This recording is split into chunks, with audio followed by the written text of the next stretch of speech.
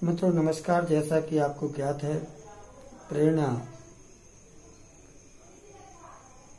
दर्पण साहित्यिक सांस्कृतिक संस्था के तत्वाधान में लॉकडाउन के दिनों में लगातार 111 दिन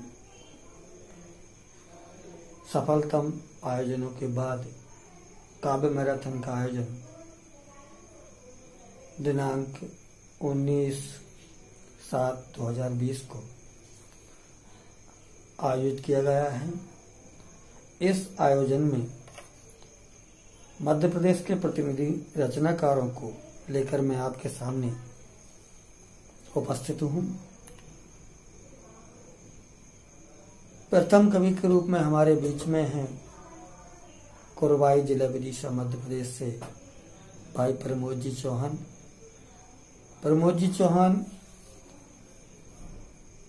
लेखन के क्षेत्र में उभरता हुआ नाम है।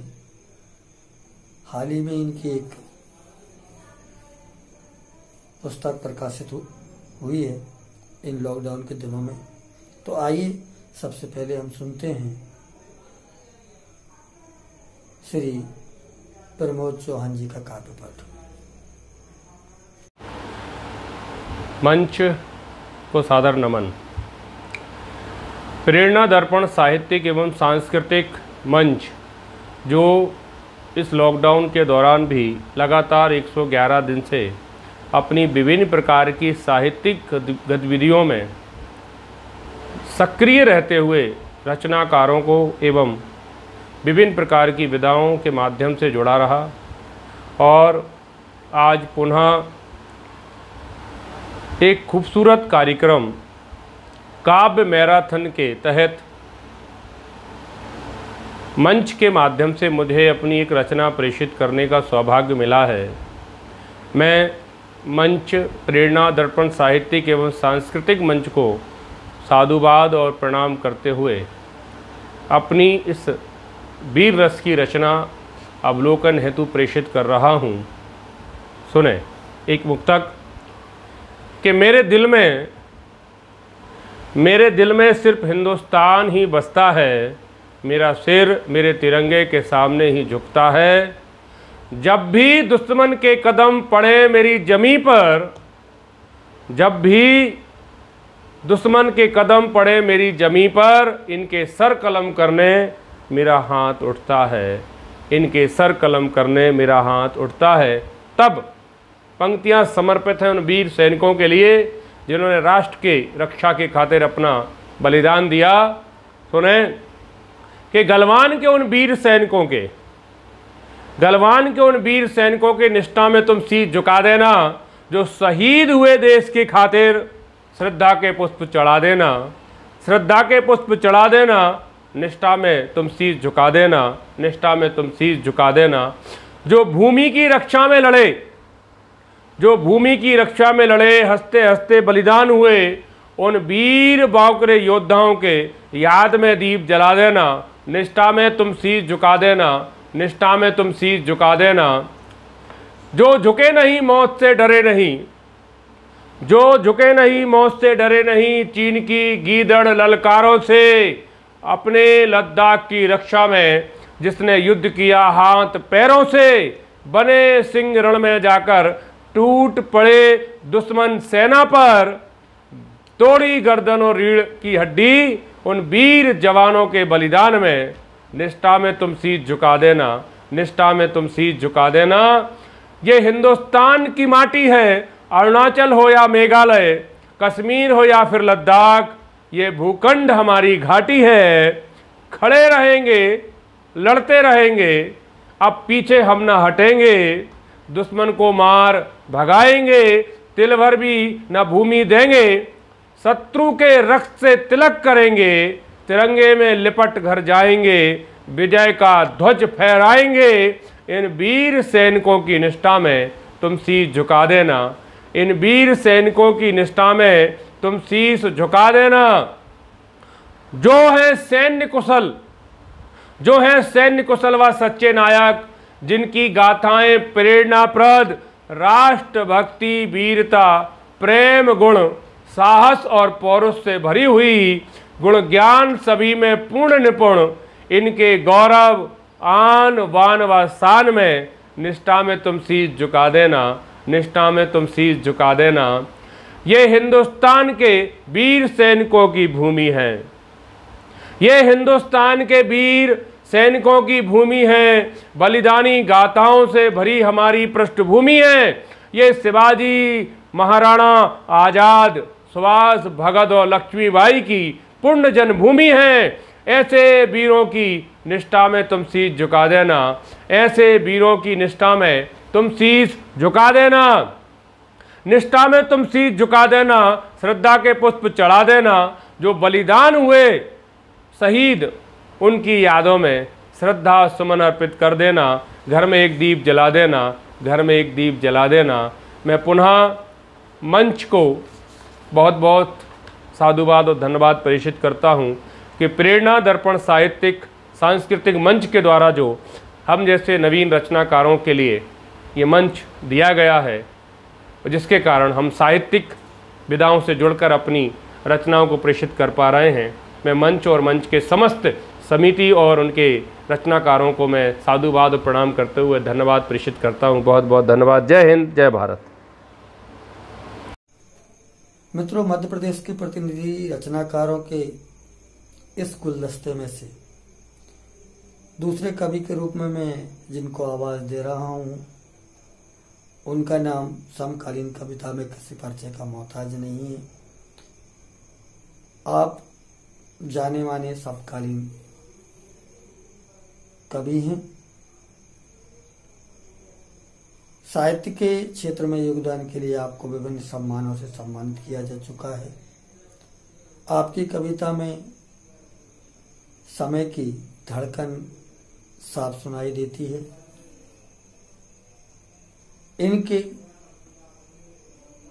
आंतरिक लय, कविता की भाषा, कविता की जन प्रसिद्धता के लिए हिंदी साहित्य में इनका अलग मकाम है। आइए हम सुनते हैं आदरणीय सुरेंद्र जी रघुवंशी जी को, उनकी कविताओं का आस्वादन करते हैं।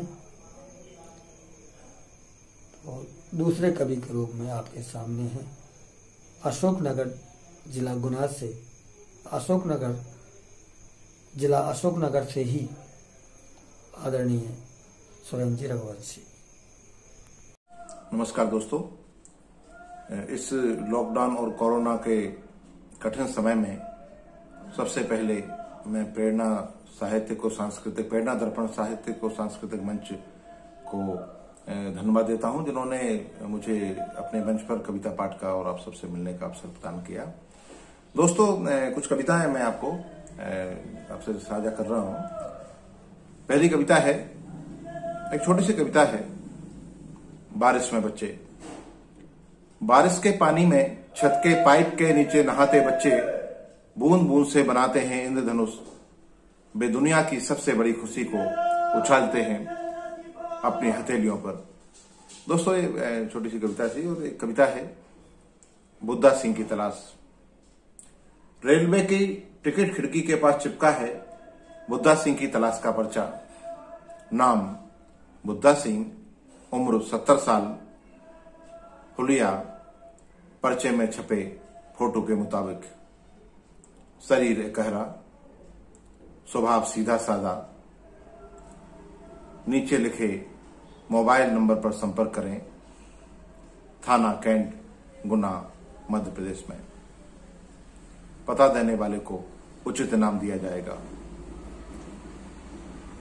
चेहरे पर मुस्कान और आंखों में विश्वास लेकर आखिर कहां चला गया बुद्धा सिंह? कहीं भाग तो नहीं गया घर से, कहीं भाग तो नहीं गया घर से परिजनों की डांट से नाराज होकर, अथवा फसल बर्बादी और कर्ज के बोझ के कारण किसी पेड़ की डाल से अपने गमछे से फंदा बनाकर झूल तो नहीं गया बुद्धा सिंह? आशंकाओं के अंदर के बीच फिलहाल सुकूनदायी है बुद्धा सिंह की तलाश का यह पर्चा, जो समय की दीवार पर उम्मीदों की तरह चिपका है कि आखिर 70 साल के बूढ़े बुद्धा सिंह की तलाश, परिजनों को ही सही पर किसी को है तो सही। दोस्तों एक कविता थी, एक कविता है चिड़िया, उसका एक शीर्षक बंदूक भी आप कह सकते हैं। घर की खूंटी से टंगी है बंदूक,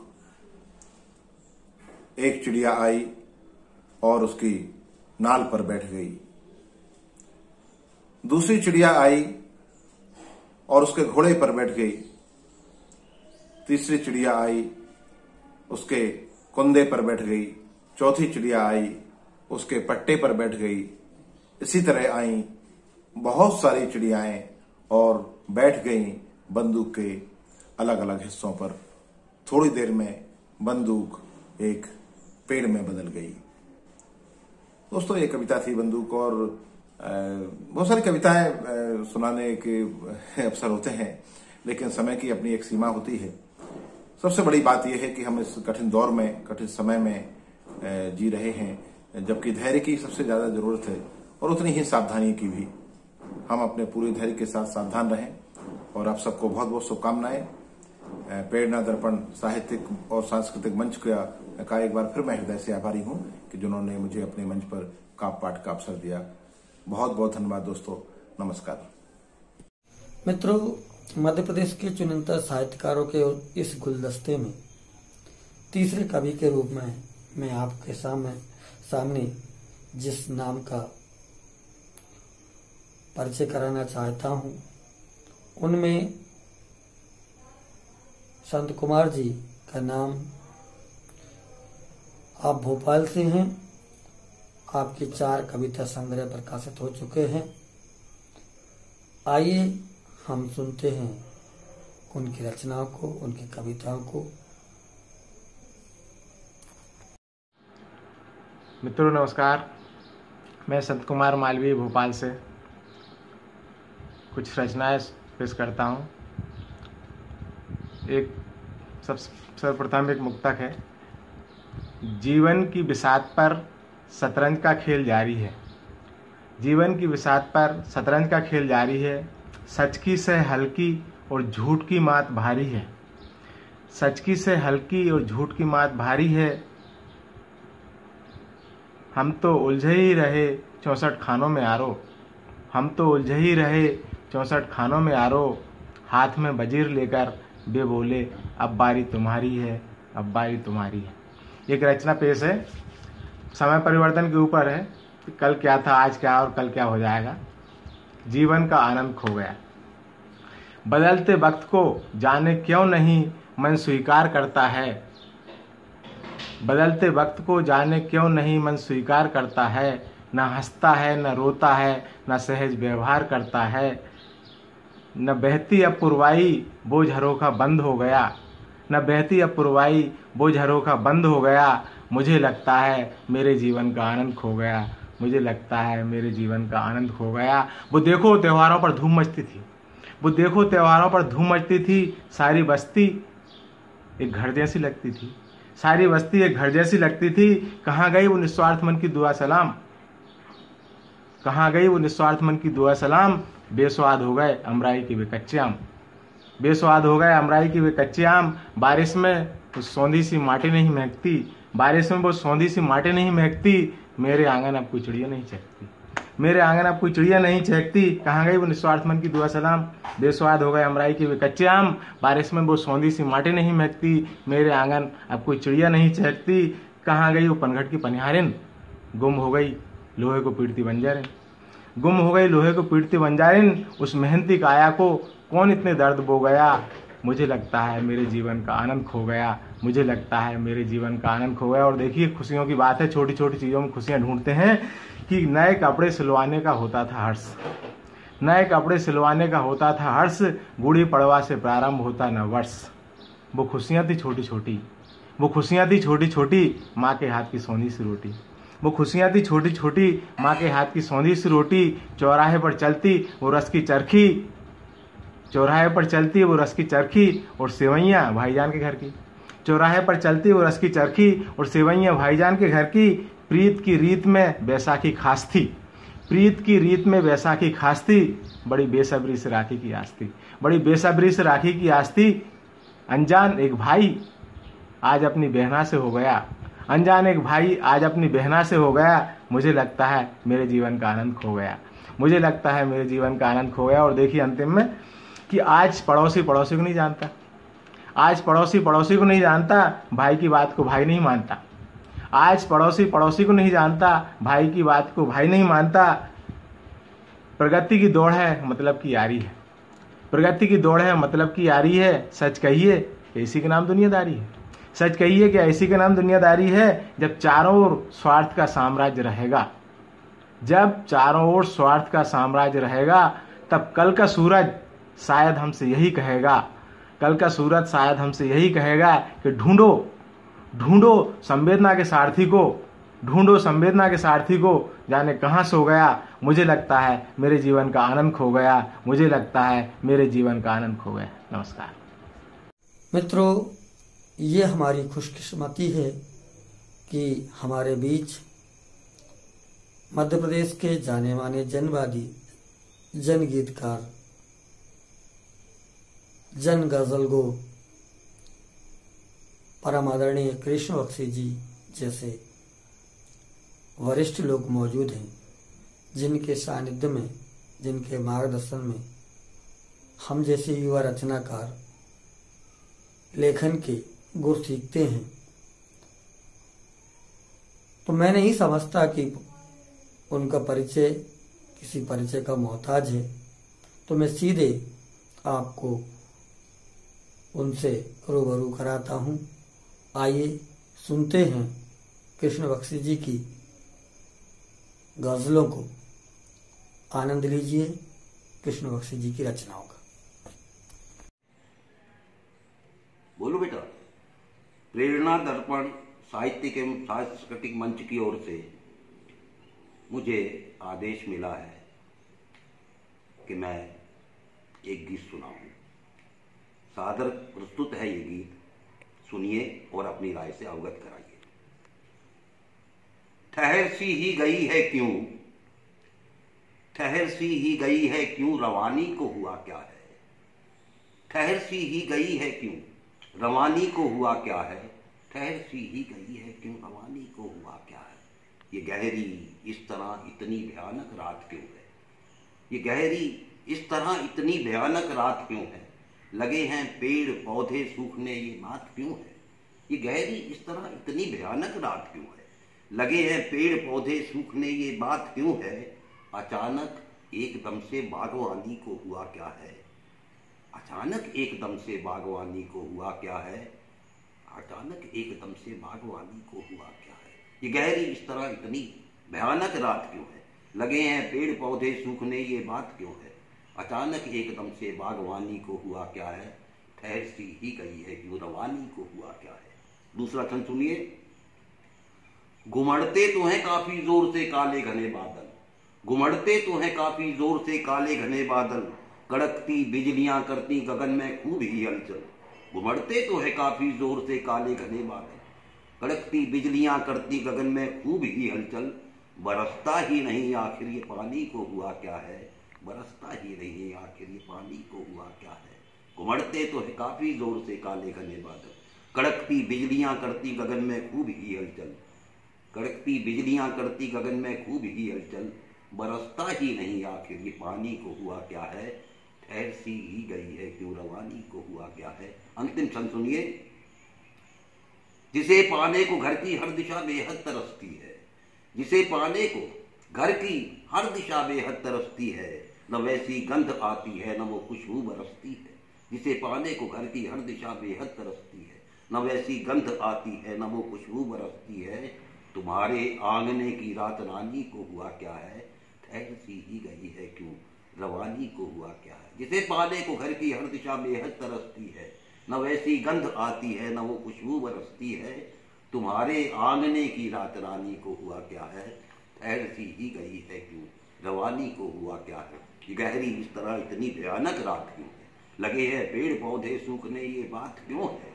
अचानक एकदम से बागवानी को हुआ क्या है।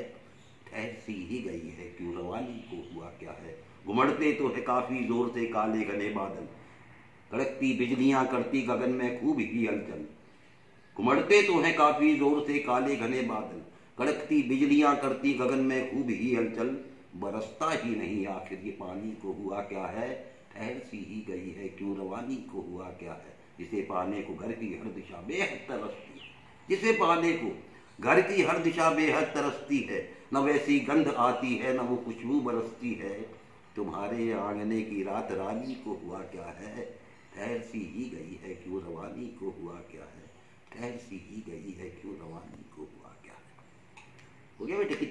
मित्रों, मध्य प्रदेश के प्रतिनिधि रचनाकारों के चुनिंदा गुलदस्ते से अगले कवि जिनको मैं आवाज देने जा रहा हूं, उनका परिचय किसी का मोहताज नहीं है। अनेक पत्र पत्रिकाओं में आपकी कविताएं अक्सर प्रकाशित होती रहती हैं। आप समकालीन आयोजनों में निरंतर सक्रिय भूमिका निभा रहे हैं। आपकी कविता उन सभी मुद्दों पर बात करती है जो देखने में भले ही छोटे लगते हों, लेकिन उनके अर्थ और मायने काव्य रूप में आकर के गहन हो जाते हैं और हमारे लिए एक नई दृष्टि खोलते हैं। मेरी मुराद है भाई मुस्तफा खान जी से, जो ग्वालियर से हमारे बीच में उपस्थित हैं। तो आइए सुनते हैं मुस्तफा खान जी की कविताओं को। नमस्कार। प्रेरणा दर्पण साहित्यिक एवं सांस्कृतिक मंच लॉकडाउन के इस मुश्किल समय में भी लगातार सक्रिय है, जिसके अब तक 111 दिन पूर्ण हो चुके हैं। आज के इस खूबसूरत कार्यक्रम काव्य मैराथन में मुझे भी काव्य पाठ का शुभ अवसर दिया गया है। इसके लिए मैं मंच का बहुत आभारी हूँ। आज के कार्यक्रम में प्रस्तुत है मेरी एक कविता जिसका शीर्षक है मैं आदमी हूँ। मैं आदमी हूँ, जन्मा हूँ आदमी से और मर जाना चाहता हूँ आदमी की तरह। मैं आदमी हूँ, जन्मा हूँ आदमी से और मर जाना चाहता हूँ आदमी की तरह। मुझे मत रोको, मत टोको, ये न कर, वो न कर, यहाँ न जा, वहाँ न जा, इसे न मान, उसे न मान। मैं तंग आ गया हूँ इस रोका टाकी से। मैं तंग आ गया हूँ इस रोका टाकी से। तुम जियो जैसे जीना है, तुम जियो जैसे जीना है। मुझे अपनी मर्जी से जीना है। वो चलते फिरते खुदाओ, अरे चलते फिरते खुदाओ, वो कहाँ है कहाँ नहीं मुझे न बताओ। तुम्हें क्यों फिक्र है मेरी जन्नत और दोजख की, तुम्हें क्यों फिक्र है मेरी जन्नत और दोजख की। मेरी रूह का जिससे ताल्लुक़ है, मेरी रूह का जिससे ताल्लुक़ है, मेरे जिस्म में जिससे हरकत है उसका मुझे पता है। मेरी रूह का जिससे ताल्लुक़ है, मेरे जिस्म में जिससे हरकत है उसका मुझे पता है। मैं हर पल उसे याद करता हूँ, मैं हर पल उसे याद करता हूँ, मैं हर पल उसे याद रखता हूँ। मैं ज़मीन और आसमान के बीच सबसे बड़ी ताकत का भेजा एक मामूली कतरा हूँ। मैं ज़मीन और आसमान के बीच सबसे बड़ी ताकत का भेजा एक मामूली कतरा हूँ। आदम का अंश हूँ, मैं आदमी हूँ, मैं आदमी हूँ। धन्यवाद, धन्यवाद। प्रेरणा दर्पण साहित्यिक एवं सांस्कृतिक मंच।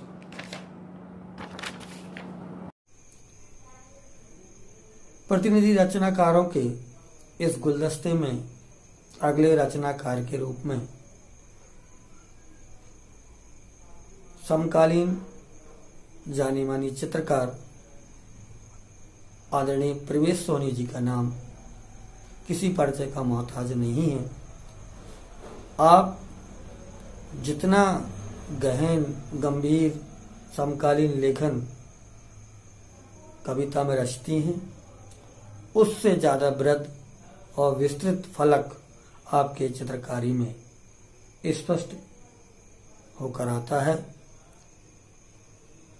आइए सुनते हैं उनकी रचनाओं को। आपके सामने हैं प्रवेश सोनी। नमस्कार, मैं प्रवेश सोनी, कोटा राजस्थान से।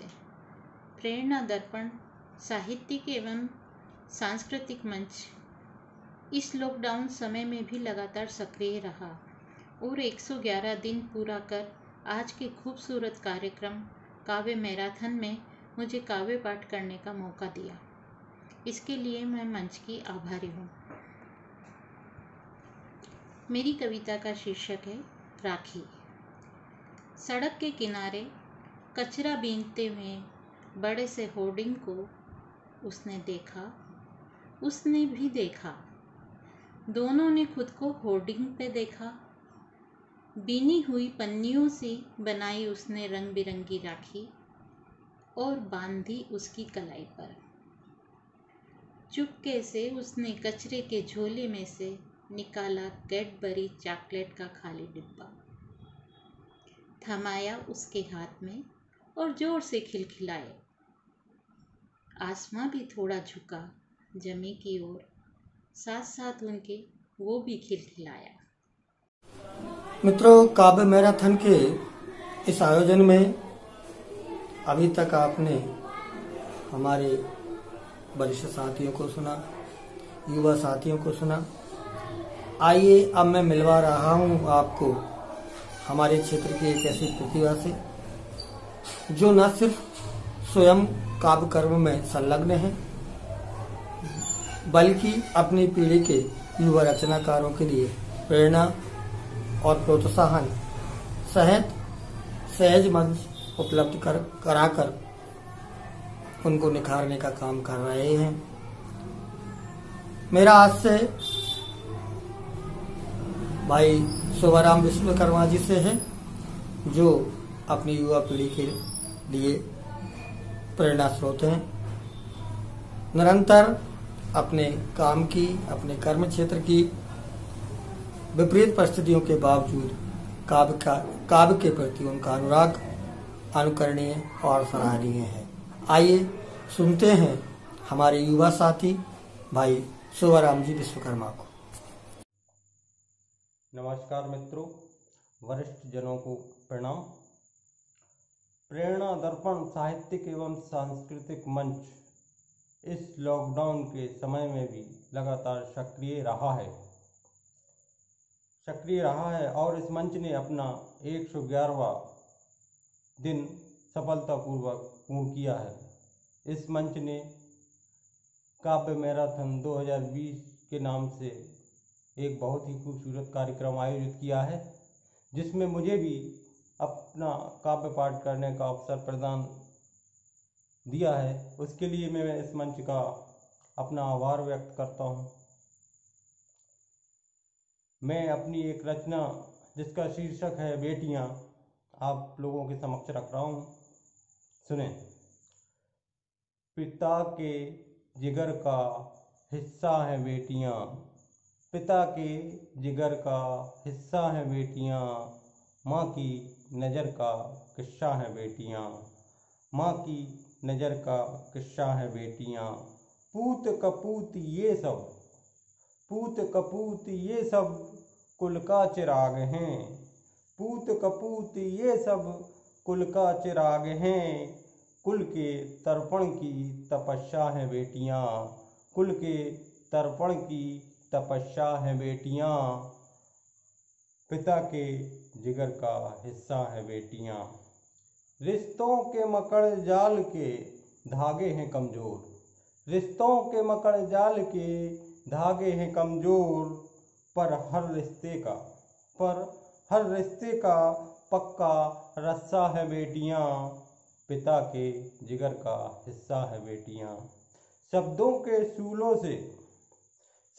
के सूलों से रिश्ते नाशूर बन रहे हैं, शब्दों के शूलों से रिश्ते नासूर बन रहे हैं, छोटे बड़े नासूर की, छोटे बड़े नासूर की चिकित्सा है बेटियां, पिता के जिगर का हिस्सा है बेटियां।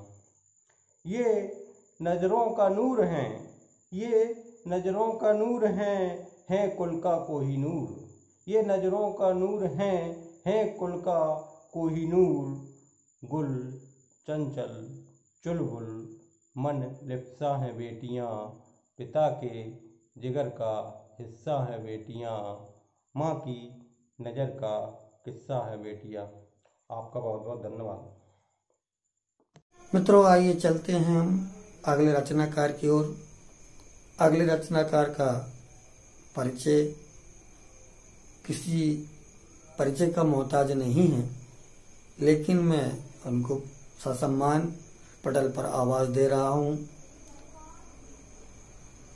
वह न सिर्फ एक अच्छे कवि हैं, बल्कि एक अच्छे छाया चित्रकार भी हैं, एक अच्छे अनुवादक हैं, एक अच्छे शिक्षक हैं और अपने गुरुतर दायित्वों को भली भांति निर्वाह करते हुए साहित्य में मध्य प्रदेश का नाम पूरी दुनिया में जिनके नाम बदौलत जाना जाता है, जिन्होंने एक नई पहचान दी है, कविता को एक नई टोन और नए क्लेवर में पाठकों के सामने ले जाने का श्रेय जिस कवि को जाता है उसका नाम है डॉक्टर मणिमोहन मेहता।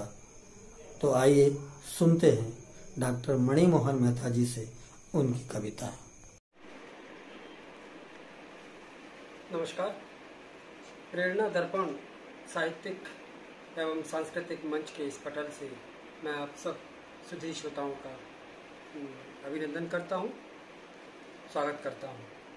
कुछ कविताएं प्रस्तुत हैं। पहली कविता है देर, जिसका शीर्षक है कई बार कविता के लिए बिंब तलाशने में इतनी देर लगी, कई बार कविता के लिए बिंब तलाशने में इतनी देर लगी कि अस्पतालों में दम तोड़ दिया लड़कियों ने, कि अस्पतालों में दम तोड़ दिया लड़कियों ने, और बलात्कारी हत्यारे जाकर छुप गए संसद और विधानसभाओं में, और बलात्कारी हत्यारे जाकर छुप गए संसद और विधानसभाओं में। अपनी ही भाषा में डूब मरने का मन हुआ हर बार, अपनी ही भाषा में डूब मरने का मन हुआ हर बार। एक और कविता है एक युवा मित्र के लिए, जिसका शीर्षक है बेखौफ आओ कविता की दुनिया में, बेखौफ आओ कविता की दुनिया में। लिखी गई और लिखी जा रही कविताओं के गुरुत्व से मुक्त होकर आओ, लिखी गई और लिखी जा रही कविताओं के गुरुत्व से मुक्त होकर आओ। घर से बाहर निकलो, खुद को तलाशो, अपनी कविता के लिए भाषा। घर से बाहर निकलो, खुद तलाशो, अपनी कविता के लिए भाषा। देखो रेलवे स्टेशन या किसी पार्क की बेंच पर वो जो बैठा है एक बूढ़ा मनुष्य, देखो रेलवे स्टेशन या किसी पार्क की बेंच पर वो जो बैठा है एक बूढ़ा मनुष्य, एकदम अकेला और खामोश। उसी के पास मिलेगी तुम्हें अपनी कविता की पहली पंक्ति, उसी के पास मिलेगी तुम्हें अपनी कविता की पहली पंक्ति। उसके करीब जाओ, उससे बात करो, उसके करीब जाओ, उससे बात करो। एक और कविता जिसका शीर्षक है धरती। जब कभी टूटता है कोई सितारा दूर आसमान में, जब कभी टूटता है कोई सितारा दूर आसमान में, यह धरती ही है जो पसार देती है अपना आंचल और शोक में डूब जाती है, और शोक में डूब जाती है। एक और कविता, अंतिम कविता है ये, जुलूस इसका शीर्षक है। बलात्कारियों और हत्यारों के पक्ष में निकलने वाले जुलूस में शामिल होने से पहले जरा सोच लेना। बलात्कारियों और हत्यारों के पक्ष में निकलने वाले जुलूस में शामिल होने से पहले जरा सोच लेना कि यह जुलूस तुम्हारे घर के सामने से भी गुजरेगा, कि यह जुलूस तुम्हारे घर के सामने से भी गुजरेगा। जरा सोच लेना कि पूछ सकती है तुम्हारी माँ, बहन या बेटी। जरा सोच लेना कि पूछ सकती है तुम्हारी माँ, बहन या बेटी, कि किस बात पर निकल रहा है यह जुलूस, कि किस बात पर निकल रहा है यह जुलूस। शुक्रिया, नमस्कार, धन्यवाद। मित्रों, हमारे बीच मध्य प्रदेश की एक ऐसी विभूति जिसने एक ग्रामीण परिवेश से निकलकर महानगरीय जीवन को आत्मसात करते हुए काव्य कर्म को अपना धर्म बनाया, अपना कार्यक्षेत्र बनाया। एक ऐसी कवयित्री जिनके 3 कविता संग्रह अभी तक पाठकों के समक्ष आ चुके हैं। मैं आप सबके सामने आवाज दे रहा हूं मधु सक्सेना जी को। उनकी कविताओं में जहां छोटी छोटी बातों को लेकर बड़े फलक का काव्यत्व देखने को मिलता है, वहीं आम जीवन से जुड़े वह तमाम विषय जिनसे हम आए दिन 2-4 होते रहते हैं, उभर कर सामने आते हैं। और यही वो बात है जो उनकी कविता को अन्य कवयित्रियों से भिन्न बनाती है।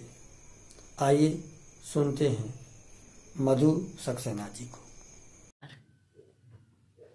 मैं मधु सक्सेना, रायपुर, छत्तीसगढ़ से। प्रेरणा दर्पण साहित्यिक एवं सांस्कृतिक मंच इस लॉकडाउन के समय में भी लगातार सक्रिय रहा और 111 दिन पूरा कर आज के खूबसूरत कार्यक्रम काव्य मैराथन में मुझे काव्य पाठ करने का मौका मिला। इसके लिए मैं मंच की आभारी हूँ। अपनी एक कविता प्रस्तुत कर रही हूँ। शीर्षक है खुद से मिलना। खुद से मिलना। अंगुलियों से छुआ खुद ही अपनी अंगुलियों को, आँखों से देखा खुद ही अपनी आँखों में, अपनी ही मुस्कान पर मुस्का उठी, अपनी ही मुस्कान पर मुस्करा उठी, अपने ही सौंदर्य पर मुग्ध हुई, अपने ही माथे पर चुंबन लिया। अपने से ही कही सुख दुख की बातें, कोई अपनी ही बात गुदगुदाती रही देर तक, अपने ही हाथों कस लिया अपना हाथ, अपने ही सीने से लग कर सुनी अपनी ही धड़कनें, सांसों से महक उठी सांस, सांसों से महक उठी सांस, बिखेर दिए अपने सारे रंग, बिखेर दिए अपने सारे रंग, और खुद ही समेट कर बंध गई, और खुद ही समेट कर बन गई इंद्रधनुष।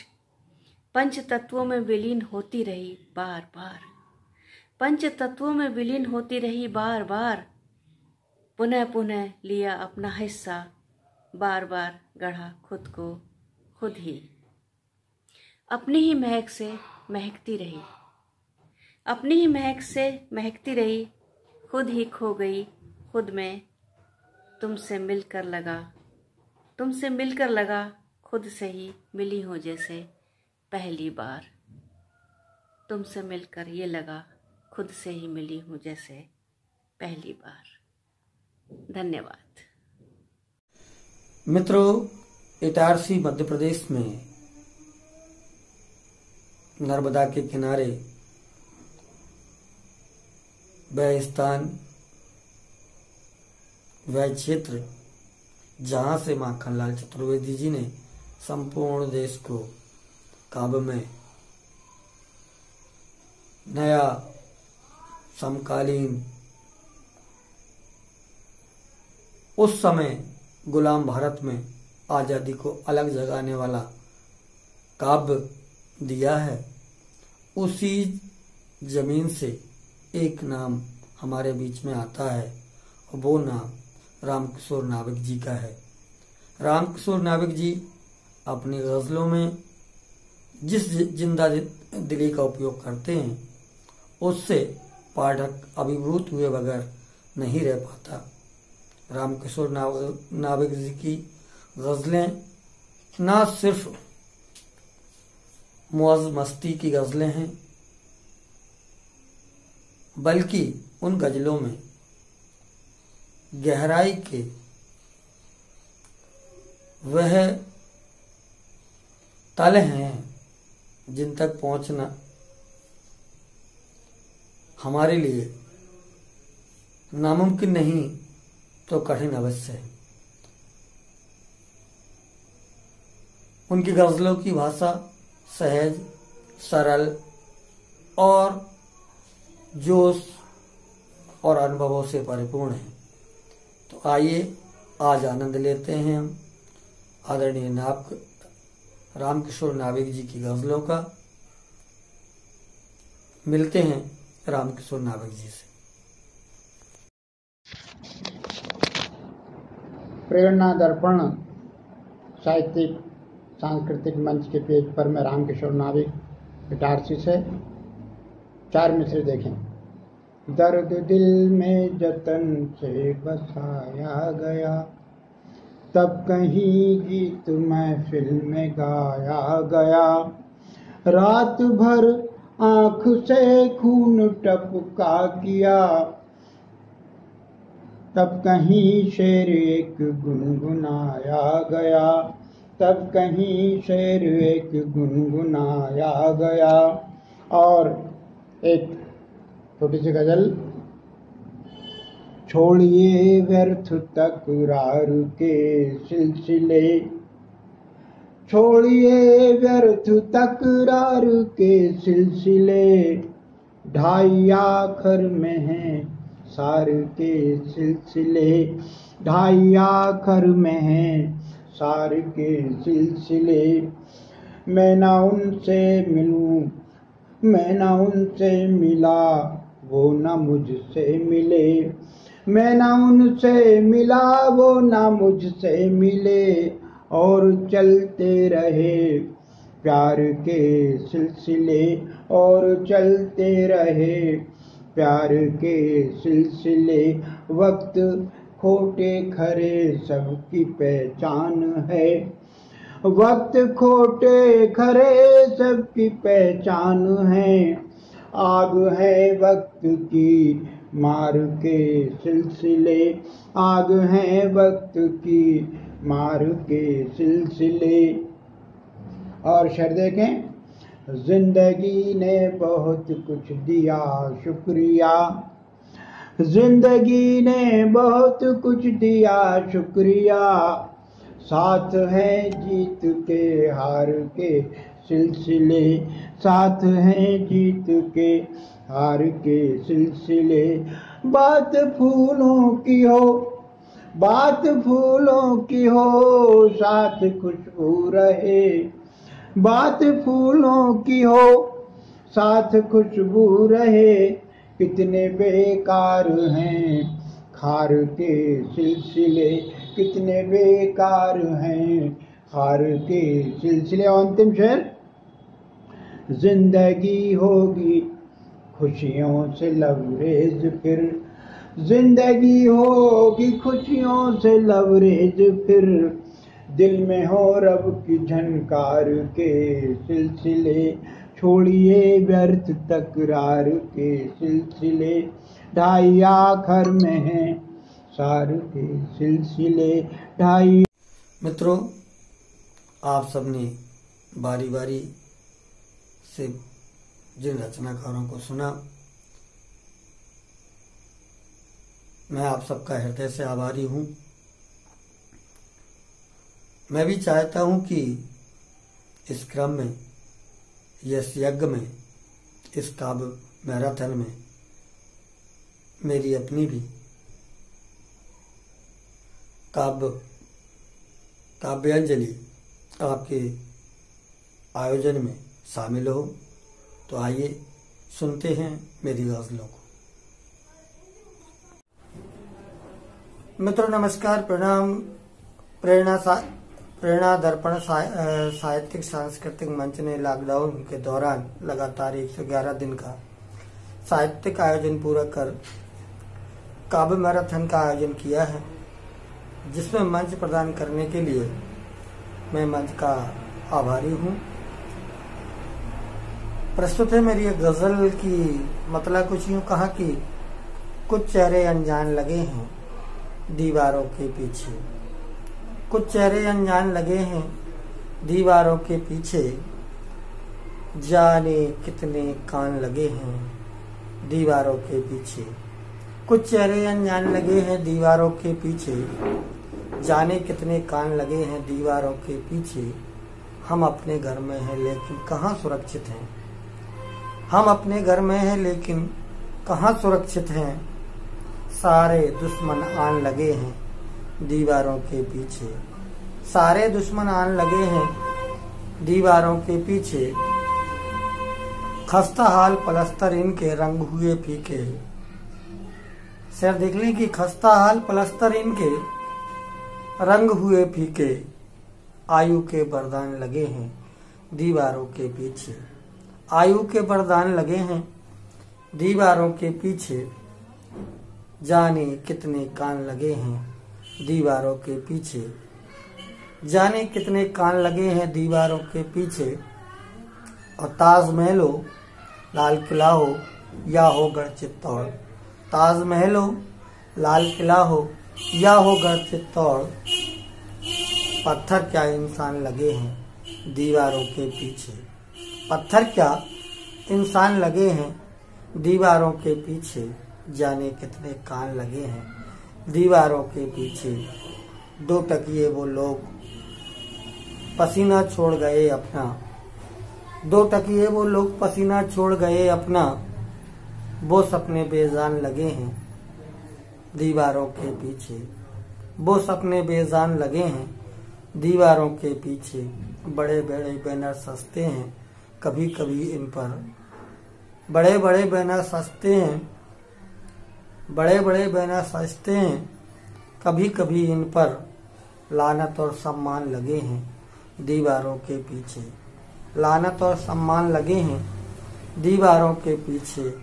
मेहनत अपनी दौलत अपनी इज्जत भी अपनी, मेहनत अपनी दौलत अपनी इज्जत भी अपनी। औरों के गुणगान लगे हैं दीवारों के पीछे, औरों के गुणगान लगे हैं दीवारों के पीछे। कुछ चेहरे अनजान लगे हैं दीवारों के पीछे, जाने कितने लोग लगे हैं, जाने कितने कान लगे हैं दीवारों के पीछे, दीवारों के पीछे।